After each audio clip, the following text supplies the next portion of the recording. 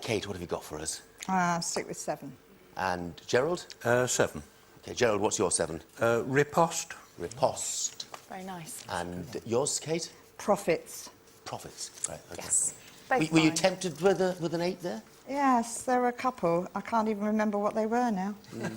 7 will do very nicely, though, won't it? We got any 8s over there? No, we got 7s. We had profits and piteous for 7. And pouters, the pigeons. Pouters, yeah. What's that?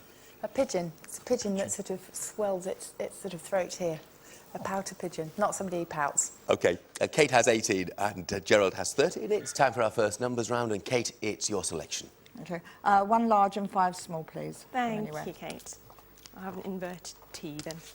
So for this first round, we've got 8, 4, 6, 1, another 4, and 50.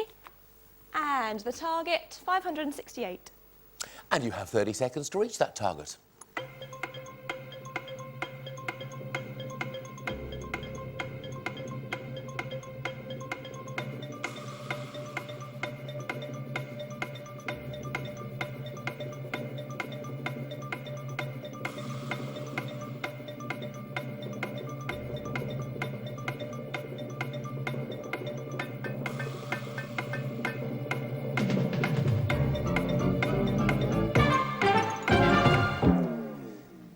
Gerald, how have you done? 562. And Kate? 562. 562. OK, Gerald, let's hear your version of that, shall we? 6 plus 4 plus 1, 11, times 50, 550. So 6 plus 4 plus 1 is 11. Times 50, Times 550. 550. And add the 4 and the 8. And add the 4 and the 8. 562. And same method, Kate? It is the same method, yes. Yeah. OK, it's worth 5 points, so well done to both of you.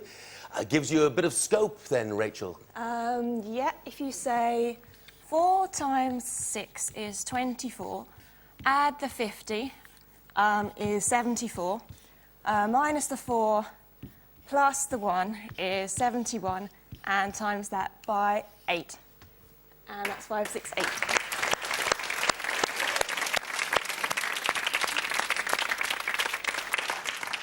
Kate has 23, Gerald has 18. They can take a breather for a moment or two because we're going to pop over to Dictionary Corner. John, there are so many different strands to your life, really, aren't there? I'm interested to hear what you've got to tell us about. Well, really, I wanted to talk this week about just how great this country is, because we might be going through a depression at the moment, an economic crunch, but I still think there is a great in Great Britain. And really, this programme epitomises it. We're talking about words here, and Shakespeare is our greatest ever writer. And I just think that Shakespeare gets bad press, especially amongst young people. So I've tried to educate my children. I've got 2 girls, and we're trying to take them to see the whole canon, all of the Shakespeare plays over a lifetime. And this has got us into a few scrapes, though, I must admit. My wife was studying for an MA in Shakespeare, and she took us to see a German version of Othello. It was completely in German, but either side of the stage, they had huge TV screens, and they had subtitles, so you could follow the story. The only thing is, as well as updating the play, they had a white fella playing Othello, and they didn't black him up, which made the racism actually work better within the play. You understood how abhorrent the racism is. However, they also updated the language.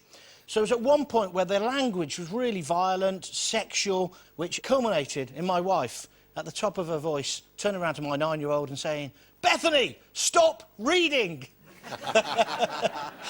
So, all the world's a stage, but you have to be a little bit careful sometimes. Do your kids view the trips to Shakespeare as a treat? Now they do. They're really into it, and they really actually are into it. We went to see the history plays that the RSC are doing at the moment. You must go. They're as exciting as any football match, bloodier than any rugby game. But what the RSC are doing at the moment is just out of this world. I went to see Ian McKellen in Lear. Absolutely brilliant. And so many of our expressions come from Shakespeare. Things like the Green-Eyed Monster. That's Othello, I think. And that Scottish play, which we're not allowed to mention, of course, Milk of Human Kindness. So many of the phrases we use in modern day are from Shakespeare, and what a pity we don't laud him more in general society, in my opinion. Kate has 23, Gerald has 18. Here's your first teaser today. The words are Drake Hen, and the clue, felt a strong desire for Marvin the guitarist. felt a strong desire for Marvin the guitarist. See you in a moment.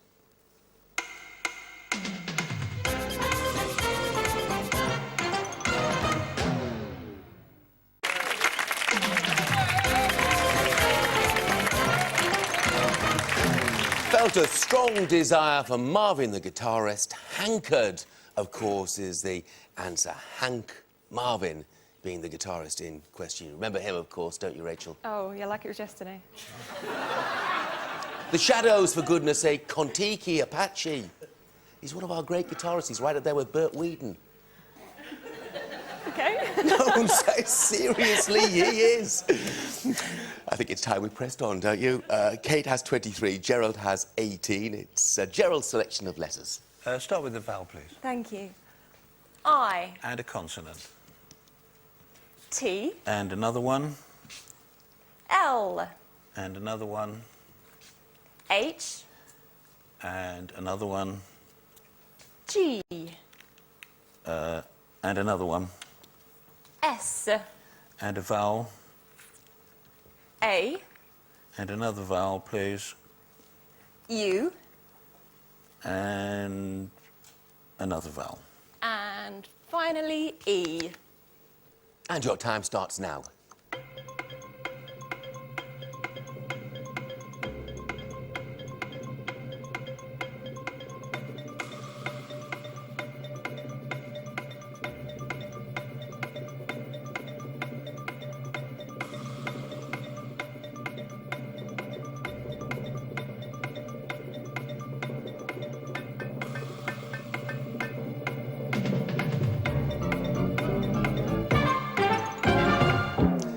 Kate. 7. Gerald? Only 6. What's your 6, Gerald? Laughs. Laughs. And the 7, Kate? Lights. Lights. Yep, very good. Excellent. Yeah. Anything to match that or better that over there? No, we had a lights as well, but we couldn't do any better than that. Very good indeed.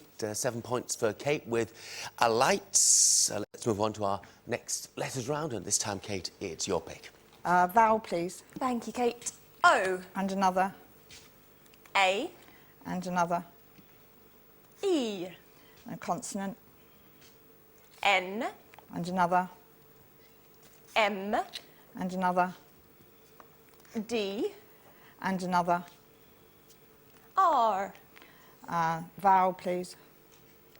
I, And a final consonant. and a final T. 30 seconds starts now.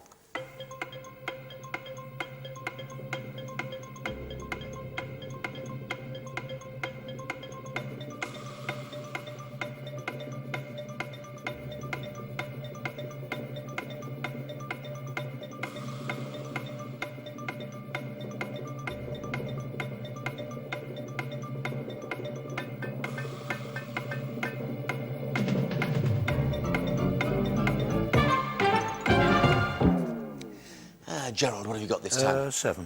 And Kate? 7. What's your 7, Kate? Trained.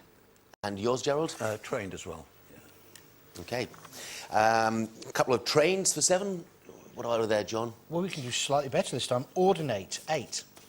Ordinate. Ordinate. Yeah, it's fine. Very good indeed. Ordinate for 8, but Kate and Gerald both pick up 7 points apiece for trained. On to our next letters round. Gerald, your pick, please. Yeah, start with the consonant, please. Thank you, Gerald. B, And another one. L, And another one. R, And another one. N, And a vowel, please. E, Another vowel. A, And another vowel. another E, And a consonant. P, And another vowel, please. and the last one, O. And here's the clock.